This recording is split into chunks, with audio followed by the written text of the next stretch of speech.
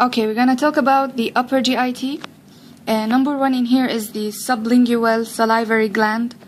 In here we will have the submandibular salivary gland. This right over here is the mylohyoid muscle.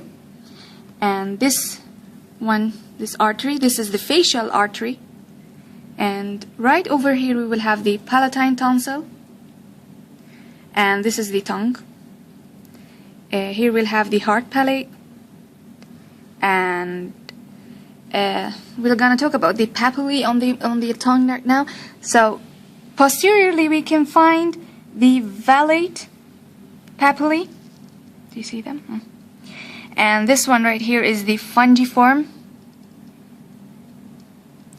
And right over here we will have the foliate on the sides of the tongue. So here we have the parotid gland, and this is the parotid duct.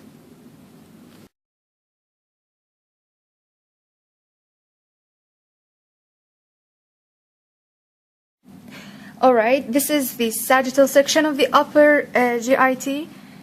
Right over here we'll have the tooth, and this is the tongue. This is the hard palate, and this is the soft palate, and this over here is the uvula. This right over here is the palatine tonsil, and this is the lingual tonsil, and this is the pharyngeal tonsil. This is the esophagus, and here we'll have the lips. The oropharynx extends from right over here till the epiglottis, so it's posterior to the tongue. This over here is the sulcus terminalis, and this over here is the vallecula. Now this is the genioglossus muscle. Now here we'll have the palatoglossal fold.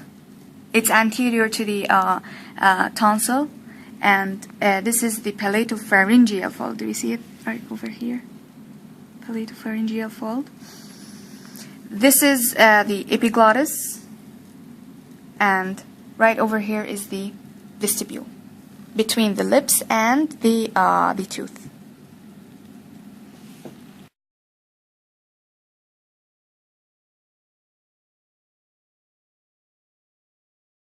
So this is obviously the mandible. Right here we'll have the mental foramen. Removing this part. This is the central incisor, and this is the lateral incisor.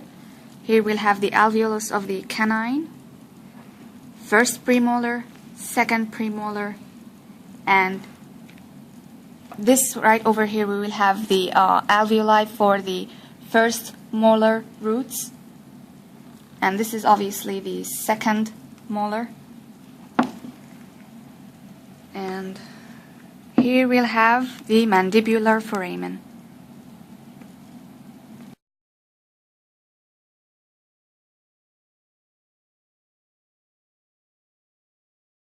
So this is the stomach.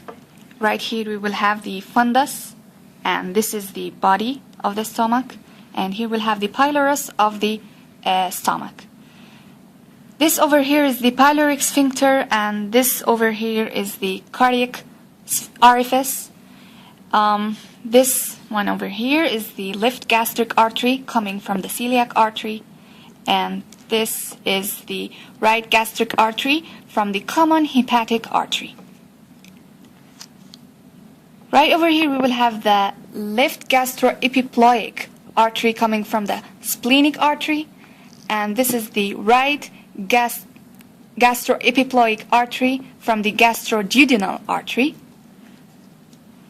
This right over here is the lesser curvature, and this right over here is the greater curvature, and this over here is the incisura angularis.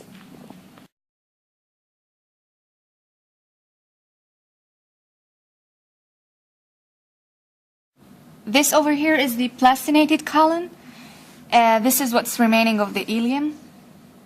And here we'll have the cecum. It's just the expanded part over here. And this is, the colon. Now, right over here we'll have the ileocecal junction. It's where the ileum meets the cecum, and we can see it from inside, just not obvious in here, but you can see it from the inside. And right over here we will have the opening of the appendix, and this over here we will have the tinea coli, and these are the haustrum.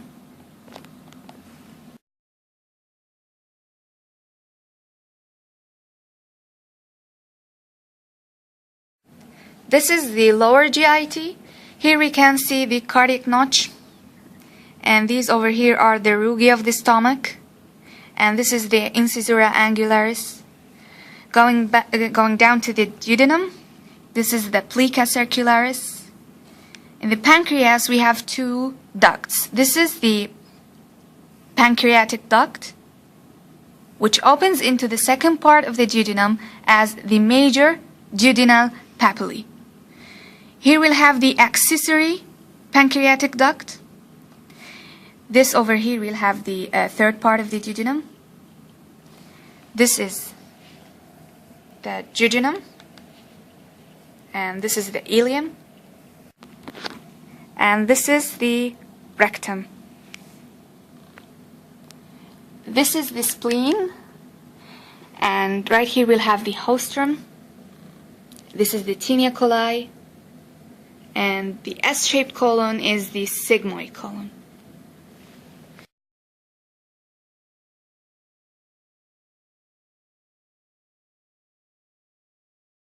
So we're gonna talk about the abdominal wall. This is the linea alba, and this is the rectus sheath, and this is the rectus abdominis muscle, and these guys are the tendinous intersections. This is the external oblique muscle, and this is the internal oblique muscle. And going posteriorly, we can see the transversus abdominis muscle. This is the arcuate line, and again this is the linea alba. Here we will have the linea semilunaris.